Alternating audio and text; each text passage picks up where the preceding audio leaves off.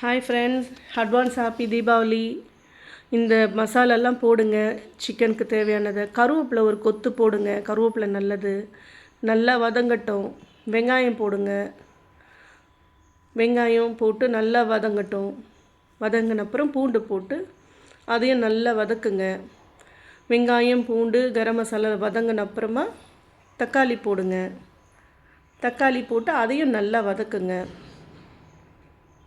கல் உப்பும் பிங்க்கு சால்ட்டும் போடுங்க. ரெண்டும் கலந்து தான் போடுவேன் நான். அதே மாதிரி போடுங்க, நல்லது உடம்புக்கு. அப்புறம் அதெல்லாம் தனியாக எடுத்து ஒரு தட்டில் வச்சுருங்க. எல்லாத்தையும் ஒரு தட்டில் எடுத்து வச்ச அப்புறமா சிக்கன் நல்லா அலசி வச்சுருக்குறோம் ஒரு 4 தண்ணியில், அதை போட்டுடுங்க. அது மேலே கல் உப்பு போடுங்க. அதையும் கொஞ்சம் நல்லா அந்த ஈரம் போன அப்புறம் கரம் மசாலா, மஞ்சத்தூள், மிளகாத்தூள், வெறும் குழம்பு மிளகாத்தூள் எல்லாமே போட்டு நல்லா வதக்குங்க. தயிர் போடுங்க. தயிர் போட்டு அதை நல்லா அப்படியே கிரேவி மாதிரி நல்லா சுண்டி திக்காகும்.